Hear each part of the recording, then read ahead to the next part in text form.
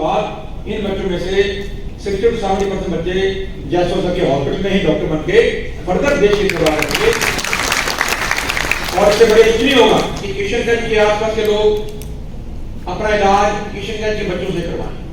Normal specialist के लिए लोग कोई भी आप कैंसर हो कुछ हो आप बॉम्बे दिल्ली एम्स वहां भागते हैं, बट आप बड़ा खुशी की बात है इतना एक स्पेशलिटी हॉस्पिटल यहाँ पे अवेलेबल है। और जैसा सबने बताया मिस्टर जायसवाल ने, कई मैक्सिमम 80% से 90% तक लोगों को बिल्कुल औने पौने दाम पे और almost as a free of cost service देते हैं। ये बहुत नोबल कॉज है एंड हमें सबको इस पूरी मैनेजमेंट का और मिस्टर जायसवाल का तहे दिल से शुक्रिया गुजार करना चाहिए, थैंक्स करना चाहिए कि इतना काम हमें और थैंक्स करना चाहिए पूरी फैकल्टी का, जितने डॉक्टर्स हैं यहाँ पे, टीचर्स हैं, इवन स्टाफ है, पीएन है, जो भी हैं जो पूरे काम करते हैं। और वंस अगेन मैं पूरे बच्चों को बहुत बहुत मुबारकबाद देता हूँ और आशा करता हूँ कि आप अपने लाइफ में तरक्की करेंगे और अपना ध्यान पढ़ाई के साथ साथ प्रोफेशनलिज्म डेवलप करने में लगाएंगे और देश में से बीमारियां दूर करेंगे। इसका अपना किताबें और जो बच्चे नीट में क्लियर किए हैं स्पेशली मुझे बताया गया है कि कुछ बड़े हम्बल बैकग्राउंड से हैं, शायद उनके माता पिता उनको इतना फाइनेंशियल सपोर्ट नहीं कर पाते थे और उनकी मेहनत का नतीजा है कि वो एक इतना देश के नेशनल लेवल का जो एक कंपटीशन है वो क्लियर करके आए हैं और अच्छे अच्छे कॉलेज में जाएंगे और उन सबको बच्चों के लिए बहुत बहुत शाबाश और मुबारकबाद। ये विषय है और मेरे लिए बड़ा सम्मान का विषय है।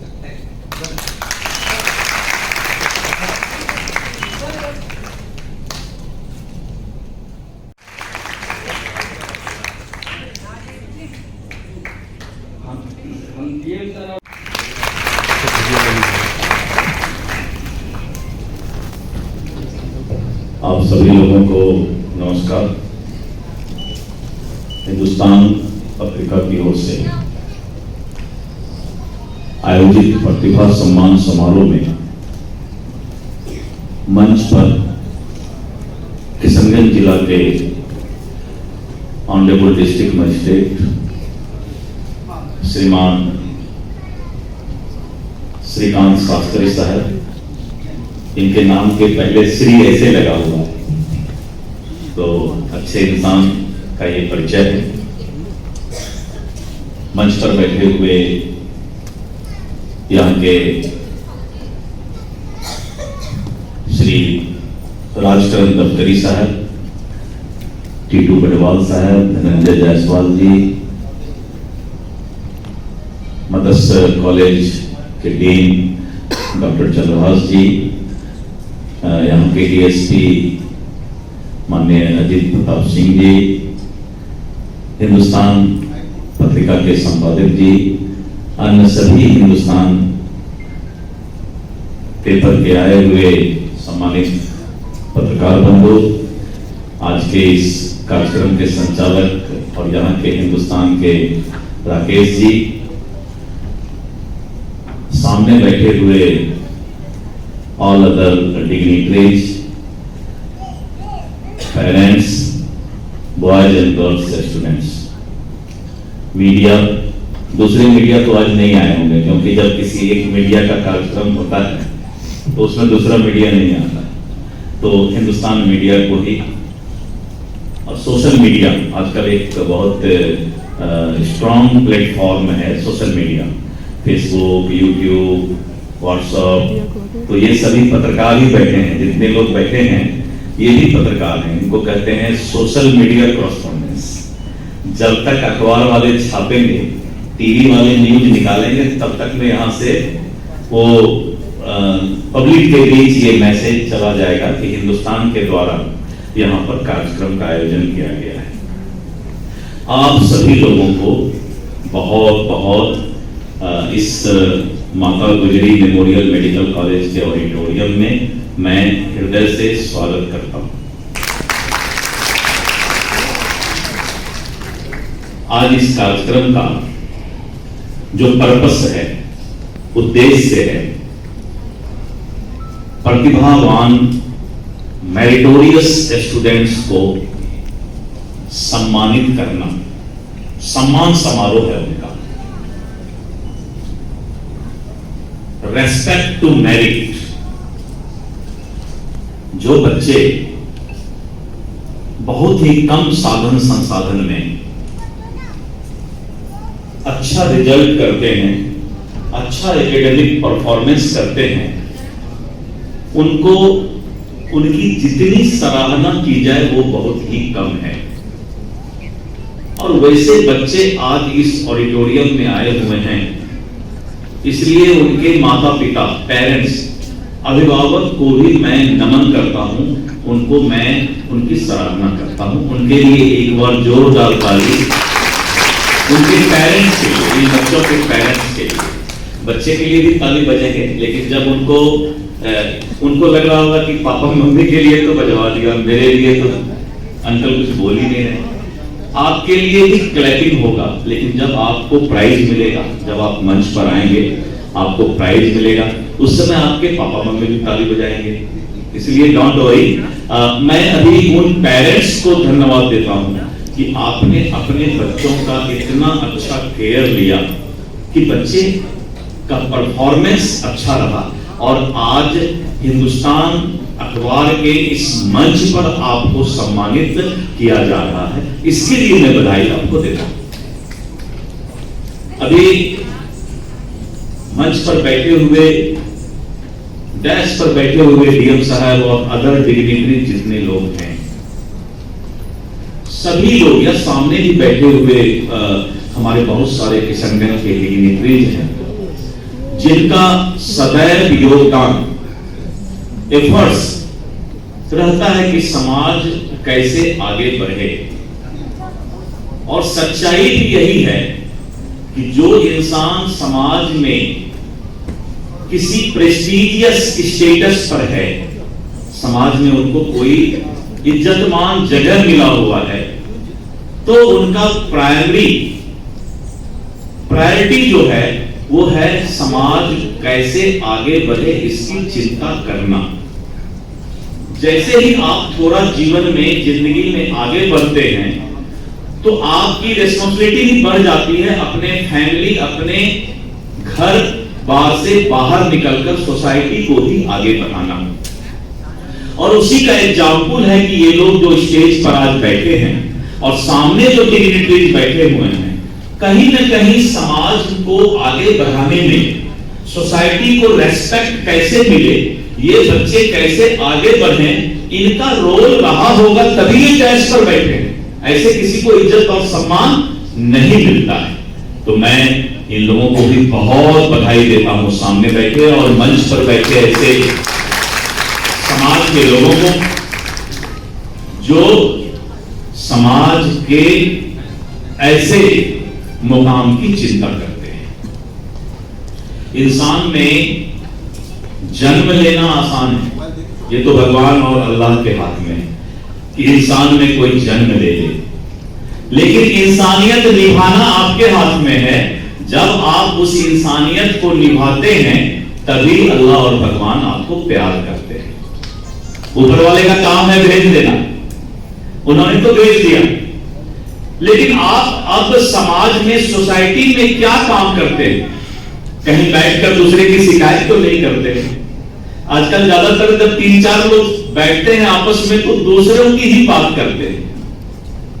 पहले लोग महिलाओं पर ये आरोप लगाते थे कि महिलाएं जहां बैठती हैं तो फिर गपशप शुरू होता है, लेकिन अब महिलाएं गपशप कम करती हैं, क्योंकि व्हाट्सएप जब से आया है तो उसमें बिजी रहते हैं।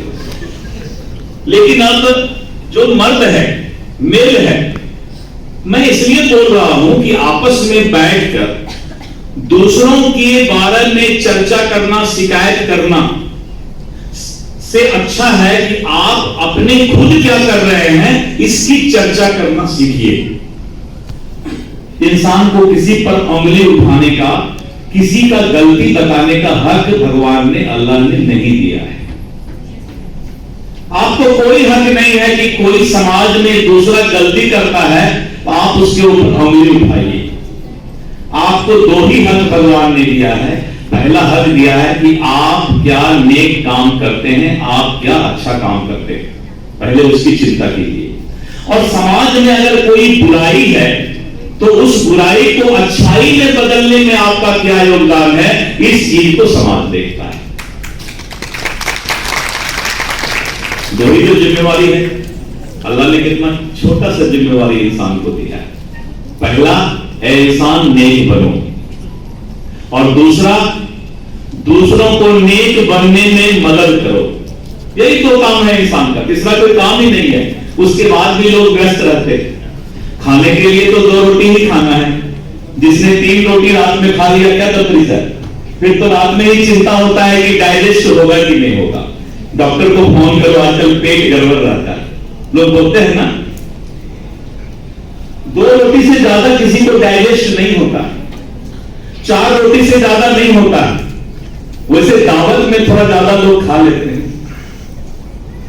लेकिन दावत में जब ज्यादा खाते हैं तो वो भी कष्ट का ही कारण बनता है। इसलिए मित्रों, जब हम खाना मेरा लिमिट है। अच्छा, सोने के लिए रात में जब सोना है तब भी एक ही बिछावन पर हम सोते हैं रात भर में। ऐसा तो नहीं कि एवरी आवर 1-1 घंटे में बिछावन चेंज करते हैं, ऐसा है क्या? एक ही बिछावन पर सोना है तभी गहरी नींद आएगी क्या टीटू बड़वाल जी? एक ही बिछावन पर सोना है रात भर, कि रात में चेंज करते रहना है? चेंज करना है तो नींद ही नहीं आएगी। तब आप किस बात के बड़े आदमी हैं? तब दिलीप जायसवाल किस बात का बड़ा आदमी है भाई? जब एक ही बिछावन पर रात भर सोना है तभी आप नींद की चैन से नींद सो सकते हैं, तब किस बात के दिलीप जायसवाल बड़ा आदमी है? एक बिछावन, एक बार में एक ही कपड़ा पहनते हैं। बड़ा आदमी लोग 3-4 कपड़ा एक बार में पहनता है क्या? किसी ने पहना है क्या? एक ही कपड़ा पहन के सब आए। एक बार में बड़ा आदमी भी एक ही कपड़ा पहनता है। तो जब एक ही कपड़ा पहनना है, एक ही बिछावन पर सोना है, उतना ही खाना खाना है, तो फिर हाय हाय क्यों करना है? आप लोग भी जब बड़े होकर बड़े आदमी बनेंगे, क्योंकि आप लोग मेरिटोरियस स्टूडेंट हैं, तो मेरिटोरियस स्टूडेंट का संभावना तो यही है कि कल हो सकता है कि अगल बगल का डीएम आप बने, जो ये बच्चे बैठे हुए हैं, एसपी आप बने, इंजीनियर आप बने, डॉक्टर आप बने। तो आप लोग भी जब बड़ा होना, बड़ा इंसान समाज में अगर आपका भी स्टेटस हो जाए, तो जैसा कि डीआईजी साहब ने कहा कि अपने अहंकार को त्याग देना, हटा देना। Always look like a simple man. हर वक्त अपने आप को एक साधारण इंसान बनाकर रखो, अपने आप को एक साधारण इंसान समझो। जैसे अपने आप में थोड़ा भी अहंकार आता है तो इंसान की उसी दिन मृत्यु हो जाती है, डेथ। जिसने भी घमंड किया समझ लो वो सिर्फ चलता फिरता मृत इंसान है, तो घमंड करने का नहीं। और कुछ भी अल्लाह और भगवान ज्यादा दे रहे हैं तो उसको समाज के लिए लगाओ, सोसाइटी के डेवलपमेंट के लिए लगाओ। और जब सोसाइटी के डेवलपमेंट के लिए, सोसाइटी समाज के लिए आप अपने आप को समर्पित करते हैं तो अल्लाह आपको, भगवान आपको बहुत प्यार करते हैं, बहुत प्यार करते हैं। मित्रों, हमें भी इतना समझने में बहुत समय लग रहा है। 60 वर्ष मेरी उम्र हो गए, 60 इयर्स। मैं भी अभी तक समझ ही रहा हूं। इसलिए ये मत समझिएगा कि अगर आप में से किसी ने नहीं समझा है जिंदगी का असली परिभाषा, तो आपकी कोई कमी नहीं है, गलती नहीं है। टाइम लगता है, मरते मरते भी अंतिम दम तक भी सुधर जाए और अल्लाह से, भगवान से, दुनिया से विदाई के बदल भी माफी मांग लेना, तब भी चलेगा, ऊपर वाला माफ कर देता है। इसलिए मित्रों, इंसान को अपने समय का उपयोग करना चाहिए। You must utilise your time every second, not the minute, not the hour. जो इंसान रेस्पॉन्सिबल है, जिम्मेवार है, उसी को इंसान कहलाने का हक है। Don't loss your time. अपने समय को गलती से भी बर्बाद ना करें। एक सेकेंड आपका इंपॉर्टेंट है, because of you are substitute of God. The human beings are the substitute of God. भगवान और अल्लाह का सबसे अच्छा स्वरूप क्या है? इंसान का है, और वो आपको मिला हुआ है। तो अल्लाह ने, भगवान ने तो आपको इतना अच्छा इंसान का जिंदगी दे दिया। You must utilise your this life. तो be responsible in your life, जिम्मेवार बनना सीखो। आज मैंने एक आदमी को फोन किया तो उसने कहा मधु आज मेरी बहुत व्यस्तता है। हमने कहा कितनी व्यस्तता है, क्या काम कर रहे हो? तो मैं अपने कॉलेज में ये सब काम आज दिन भर करना है।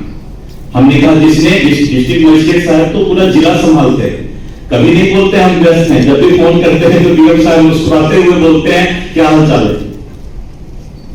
अपने आप में यह महसूस, व्यस्त होना अच्छी बात है, लेकिन यह महसूस करना कि हम व्यस्त हैं, हम दुनिया के लिए बहुत काम कर रहे हैं, वो भी इंसान को बहुत नीचे गिरा देता है। Don't think this type of word कि हम तो बहुत पूरा दुनिया का भार मैं ही लेकर चल रहा हूं, ऐसा कभी नहीं सोचना चाहिए।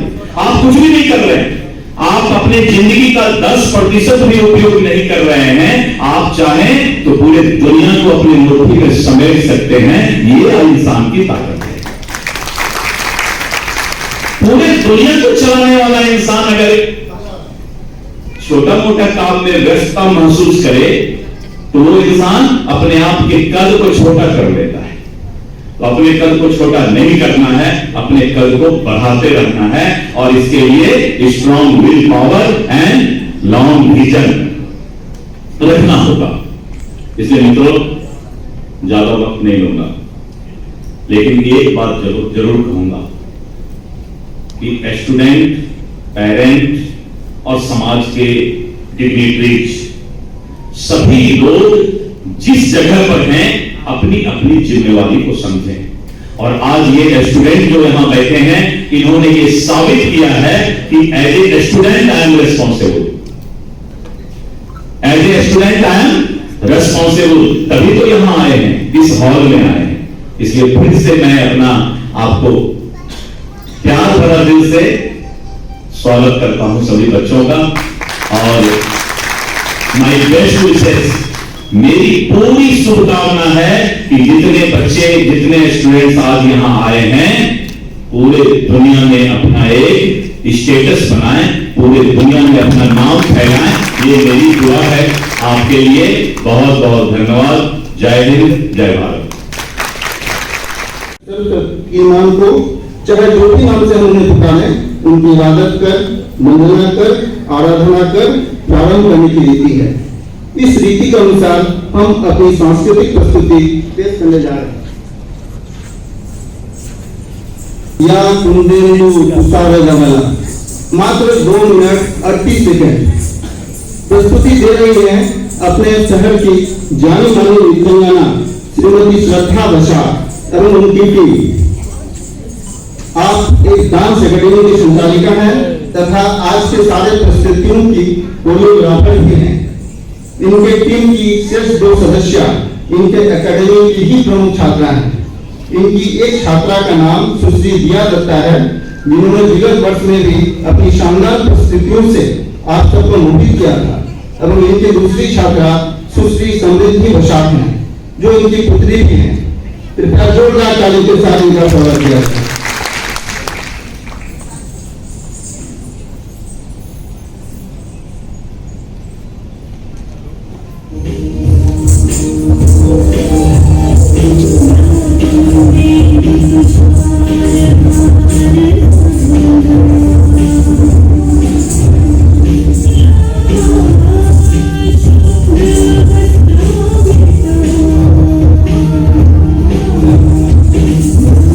Thank you.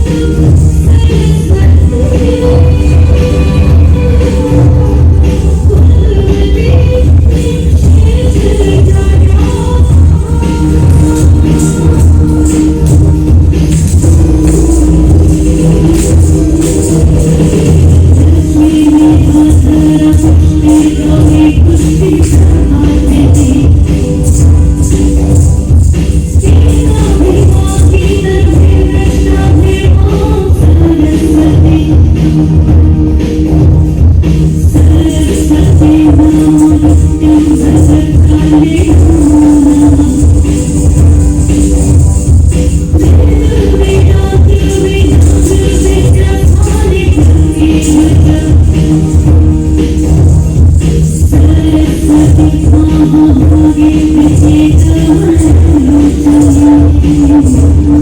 you.